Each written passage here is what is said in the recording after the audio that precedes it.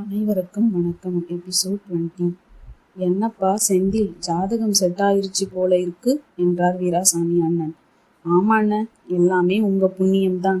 இந்த காலத்துல யார் கொடுப்பாங்க? தம் பிள்ளைகளுக்கே பொருந்தாத ஜாதகத்தை அடுத்தவங்களுக்கு. உன் பிள்ளைகளுக்கு சூட்டாயிருச்சு, நல்லா இருக்கட்டுமே செந்தில் என்றார் வீராசாமி. யாருக்கண்ண வரும் இவ்வளவு விசாலமான மனசு? நீங்க தான் என் பிள்ளைங்களுக்கு நல்ல வாழ்க்கையை தேடி கொடுத்துருக்கீங்க. இதை நான் வாழ்க்கையில மறக்கவே மாட்டேன்னு. பையனுக்கு கல்யாணம் வச்சிருக்கேன், பத்திரிகை கொடுக்க வந்தேன் என்றார். வீடே கல்யாண கோலத்துல களை கட்டிருச்சு, நடக்கட்டும் நடக்கட்டும் என்றவாறு பத்திரிகையை வாங்கி கொண்டார். தினேஷும் கார்த்தியுடனே கிளம்பி கல்யாணத்துக்கு வந்து விட்டான். அப்பா நீ ரெஸ்ட் எடுங்க, நாங்க பாத்துக்கிறோம் என்றான். சந்திரிகா வெட்டிங் சாரி கூட எடுக்க எங்களோட வரல, அவங்க அப்பா அம்மா தான் வந்தாங்க கார்த்தி என்றார். என்று டிவியை பார்த்து கொண்டிருந்தான். அந்த பொண்ணு மாமா அத்தைக்கு எது பிடிக்குமோ அதையே எடுக்க சொல்லுங்கன்னு சொல்லிட்டாளாம் என்றாள் அம்மா.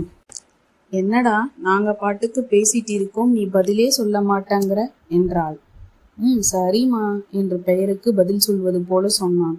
என்னப்பா பொண்ணு பிடிக்கலையா என்றாள். நான் அப்படி சொல்லவே இல்லையேம்மா. பின்ன முகத்துல ஒரு சந்தோஷக்கலையே இல்லையேப்பா என்றாள். ஏண்டா கார்த்தி, நீ சொல்லித்தானே நிச்சயம் பண்ணுனேன். 1க்கு 4 தரம் சொன்னேன்டா, நல்லா யோசிச்சுக்கோன்னு என்றார் அப்பா. அப்பா ஒன்றும் இல்லப்பா, நீங்களா எதையாவது நினைச்சு குழப்பக்காதீங்க. வேற ஏதோ ஆபீஸ் நினைப்புல இருந்திருப்பேன், டென்ஷன் ஆகாதீங்கப்பா என்றான்.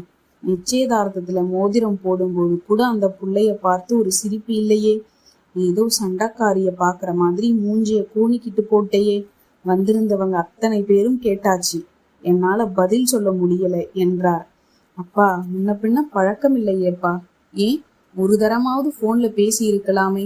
வந்தனா வீட்டுக்காரர் எல்லாம் போன்ல பேசுவார், இந்த பக்கம் வந்தா வீட்டுக்கு வராம போக மாட்டார்.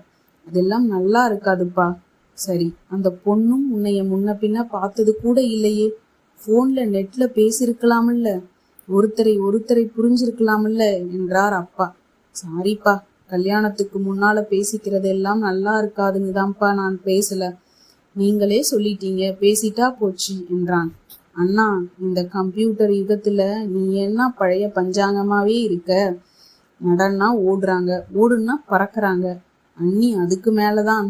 ஒரு நாள் மீனாட்சி அம்மன் கோயில்ல மீட் பண்ணோம். அப்பா அம்மா வீட்டுக்கு வாமான்னு ஒரே வெக்கம்தான். போ என்றாள் ஆஷா. சாப்பிட வாடா தினேஷ், உன்னை கவனிக்கவே முடியல. சரிடா தினேஷ், ரொம்ப அலுப்பா என்றான் கார்த்திக். உன்னோட ஃப்ரெண்ட்ஸுக்கெல்லாம் இன்விடேஷன் கொடுத்தோம், அவ்வளவுதான். பாவம்டா தினேஷ், நீ ரொம்ப வேலையை இழுத்து போட்டுக்கிட்ட என்றான். பின்ன நான் உன் நண்பேண்டா என்று பேசியவாறு தலையணையில் சரிந்தான். என்னவோ டீப்பா திங்க் பண்ணிட்டு இருந்தியடா தினேஷ். அதை விடு, இப்ப எதுக்கு அந்த பேச்சு என்றான் தினேஷ். என்னடா சொல்லட்டுமா? என்னடா ஜோசியம் தெரியுமா? அதுவும் கொஞ்சம் கொஞ்சம் என்றான் கார்த்திக். சாரிடா மாப்பிள்ள, கன்ஃபியூஸ் பண்ணிக்காதடா. சும்மா ஒரு ஒல்லி கில்லி வந்து ஏதாவது அசிங்கப்படுத்திடுவாளோன்னு தானே என்றான். நீ ஒன்றும் ஃபீல் பண்ணிக்காதடா தினேஷ், அப்படியெல்லாம் நடந்துருமா என்ன? அவளை பத்தி நீ தெரிஞ்சுக்கிட்டது அவ்வளவுதான் என்றான். இப்ப என்னை பத்தியும் தெரிஞ்சுக்க போற இல்லையா? அதையெல்லாம் என் பொறுப்புல விடு, வரமாட்டா, வந்தா பாத்துக்கலாம். என்னடா கார்த்திக், ஏதாவது கிரைம் பிரான்ச் ஏற்பாடு பண்ணிருக்கியா என்று சிரித்தான். ஆமா, ரொம்ப தேவையாச்சே என்று வரட்டு சிரிப்பாய் சிரித்தான். அன்பான பொண்ணு மனைவியா கிடைச்சிருக்கா, இனிமே நீ எதையும் ட்ரீம் பண்ணிட்டு இருக்காதடா. அன்பான அப்பா அம்மா தம்பி தங்கை அக்கா, அன்பான மனைவின்னு அழகான பிருந்தாவன மாதிரி ஃபேமிலி. ஒழுங்கா நல்ல பிள்ளையா பேர் எடுத்து நடந்துக்கோ என்றான் தினேஷ். ஒவ்வொரு நாளும் தனக்கு வரப்போகும் கனவுடன் ஒரு வாழ்க்கை வாழ்ந்து மகிழ்ந்து கொண்டிருந்தாள். தான் வேலை பார்க்கும் கல்லூரிக்கு ஃப்ரெண்ட்ஸுக்கும் இன்விடேஷன் கொடுத்தாள். ரொம்ப லக்கி தான், நவரச காதல் மன்னன் சொல்லுவாங்களே, அது மாதிரி படிப்புக்கு படிப்பு, அழகுக்கு அழகு. எப்படி உங்க அப்பா இப்படி உனக்கு ஏத்த மாதிரி அம்சமான மாப்பிள்ளையை தேடி கண்டுபிடிச்சார் என்று கேலி பேசி சிரித்தனர். ஆமா, அப்பாவோட டேஸ்ட் தான் எல்லாமே. நான் மாப்பிள்ளை போட்டோ கூட பார்க்கல, சரின்னு சொல்லிட்டேன் என்றாள். நீ என்னத்த பாக்குறது, உனக்கும் சேர்த்துதான் உங்க அப்பா மன்மதனையே பார்த்து உனக்கு கட்டி வைக்கிறாரே என்று சிரித்தாள் தோழி வாகினி.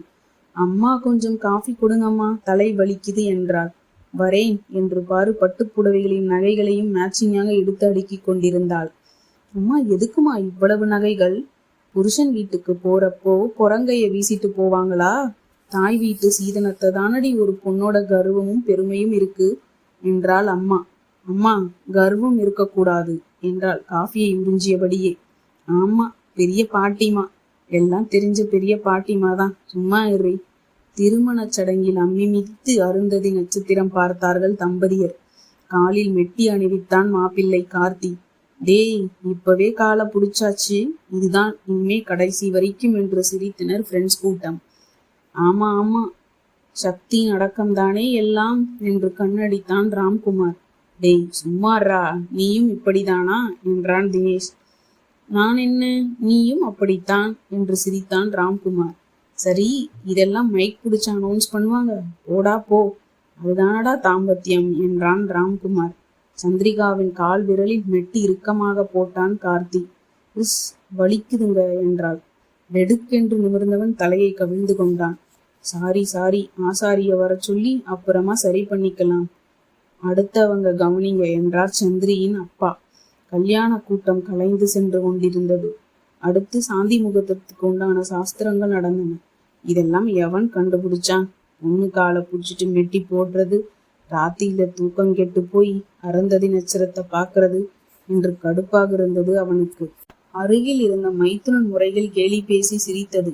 என்ன மாப்பிள்ள, தூக்கம் வருதா என்று மேலும் மேலும் கடுப்பாகவே இருந்தது. எந்த சாங்கியங்களும் பிடிக்கவில்லை. ஏதோ விலங்கு போட்ட கைதி போல வாயை மூடிக்கொண்டான் கார்த்திக். 1000 கனவுகளுடன் சொர்க்கத்தில் மிதந்து கொண்டிருந்தாள் சந்திரிகா. அடுத்த எபிசோட் நாளைக்கு பார்க்கலாமா?